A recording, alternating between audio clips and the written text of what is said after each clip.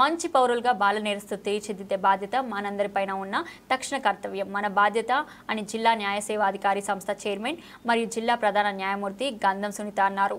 శనివారం ఉదయం జిల్లా న్యాయ సేవాధికారి సంస్థ రాజమహేంద్రవరం తూర్పుగోదావరి జిల్లా కార్యాలయం నందు legal and defence council advocates Shri శిశు సంక్షేమ పోలీస్ శాఖల వారితో స్పెషల్ జువెనైల్ పోలీస్ యూనిట్స్ కి నిర్వహించిన శిక్షణ కార్యక్రమాన్ని జిల్లా ప్రధాన న్యాయమూర్తి గంధం సునీత నిర్వహించారు.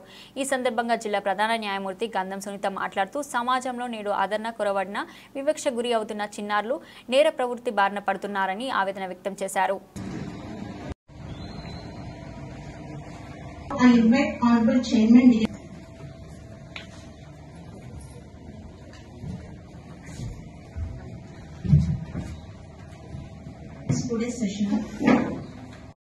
మీరు అడగడం మూలంగా ఏంటంటే మిగతా అందరికీ కూడా తెలుస్తుంది.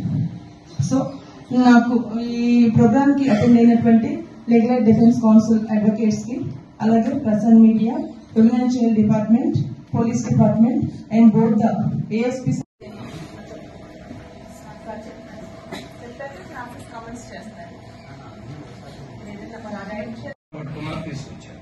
అలా అవర్స్ లో మనం చేయగలిగితే రీసెంట్ గా కూడా మనకి రాజమండ్రిలో 2 hours లో ధవళేశ్వరం పోలీసు మైనర్ గార్డును పట్టుకోవడం జరిగింది.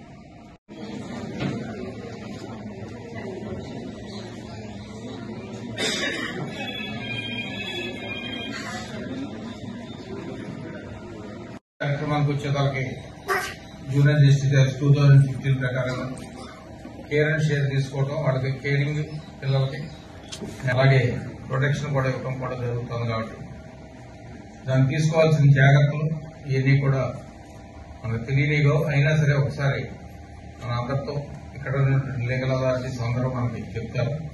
అలాగే ఉమెన్ వెల్ఫేర్ డిపార్ట్మెంట్ కూడా మేడం గారు వచ్చారు, అందరూ కూడా వివరాలు ఇస్తారు.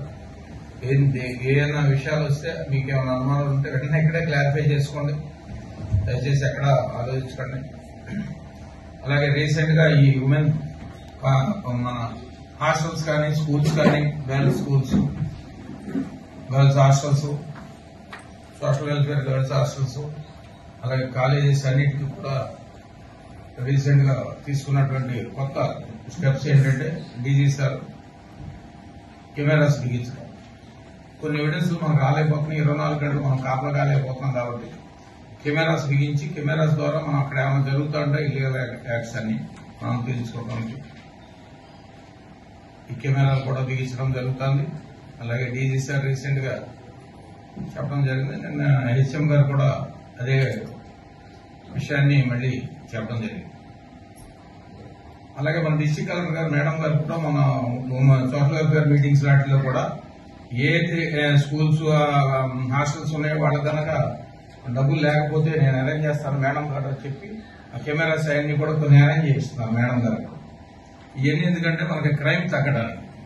ఎప్పుడైతే కెమెరా ఉందని తెలిసిందో వాడు క్రైమ్ అక్కడ చేయదు. 1, 2 ఒకవేళ క్రైమ్ జరిగితే డిటెక్ట్ అవుతుంది. కాబట్టి కెమెరాలు అవి కూడా మన డ్యూటీలో భాగమే. మనకు ఉపయోగపడటం కోసం, సహాయకారిగా ఉండటం కోసం ఇవన్నీ కూడా ఏర్పాటు చేయడం జరుగుతుంది. కేసెస్ చైల్డ్ కాన్ఫ్లిక్ట్ ఇట్లా అనే కేసెస్ ఎవరైతే నార్మల్ ఇంకా ఫెస్ట్ అయ్యి వాళ్ళని నామినేట్ చేసి ట్రైనింగ్ ఇవ్వమన్నారు. Of course we do understand the practicalities. ఈ స్టేషన్స్ లో ఈవెన్ రైటర్స్ దగ్గర నుండి కూడా ఈ కేసెస్ ఇవన్నీ కూడా అటెండ్ అయ్యి వాళ్ళు కూడా డాక్యుమెంట్స్ ప్రిపేర్ చేసే సందర్భాలన్నీ ఉంటాయి. ఈ రోజు మీ ట్రైనింగ్ సెషన్స్ లో 2 ఆస్పెక్ట్స్ లో కూడా మీకు ఏదైనా డౌట్స్ ఉంటే వాటిని ఇక్కడే క్లారిఫై చేసుకోండి. మీకు ఆఫీసర్స్ తో పాటుగా ఇంకా వేరే సూర్య ప్రభావత్ గారు మీరు కూడా క్లాసెస్ తీసుకుంటారు. డే 1 నుండి అంటే మీకు రిపోర్ట్ ఇచ్చిన దగ్గర నుండి కూడా ఆ రిపోర్ట్ ని పర్సూ చేసి వాళ్ళని ఎగ్జామిన్ చేసి విక్టిమ్ ఎగ్జామిన్ చేసి వాళ్ళ దగ్గరికి ఎలా వెళ్ళాలి, ఏ సెక్షన్ ఆఫ్ లా కింద రిజిస్టర్ చేయాలి, వాళ్ళకున్న ప్లస్ పాయింట్స్ అంటే బెనిఫిట్స్ ఏంటి, ఏమి ఇవ్వాలి, వాళ్ళు ఎలాగ ట్రీట్ చేయాలనేవన్నీ కూడా మీకు ఆల్రెడీ అవగాహన ఉంది. అలాంటి వాటిలో మీకు ఏమైనా డౌట్స్ ఉంటే కనుక మనకి కంటిన్యూస్ గా ఈ ట్రైనింగ్ సెషన్స్ అనేవి కండక్ట్ చేయడానికి హైకోర్టు వారు, సుప్రీంకోర్టు వారు డైరెక్షన్స్ ఇవ్వడానికి కారణం ఏంటంటే మన సొసైటీ హెల్దీ సొసైటీ లాగా డెవలప్ అవ్వాలి.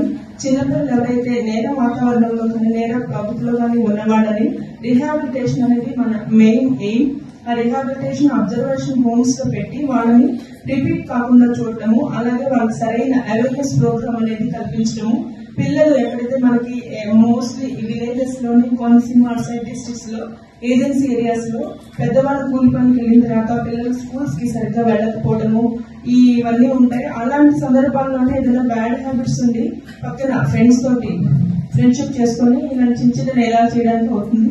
అవి కనుక వాళ్ళు జువెనల్ గా ఉన్నప్పుడే వాటిని ఎరాడికేట్ చేస్తే కనుక పెద్ద అయిన తర్వాత మళ్ళీ నోటోరియస్ గా మారే అవకాశం అనేది ఉండదు. రీసెంట్ పాస్ట్ లోనే మాకు అన్ని రకాలుగా అంటే నాట్ ఓన్లీ జువెనల్ కేసెస్ కానీ మిగతా చిల్డ్రన్ కి సంబంధించిన అన్ని ఇష్యూస్ లో కూడా we have been receiving several instructions.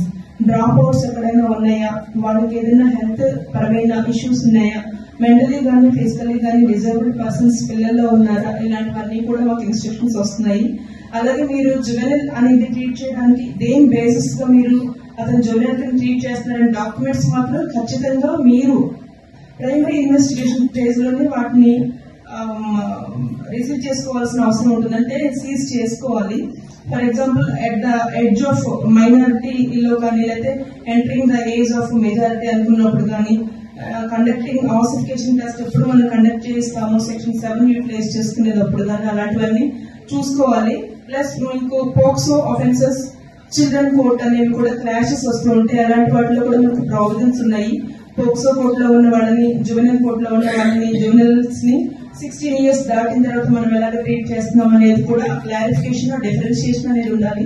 Pre arrest దగ్గర కానీ అరెస్ట్ సమయంలో కానీ వాళ్ళకి ఎలాంటి రైట్స్ ఉన్నాయి, వాళ్ళకి అవేర్నెస్ అనేది తీసుకురావాల్సి ఉంటుంది.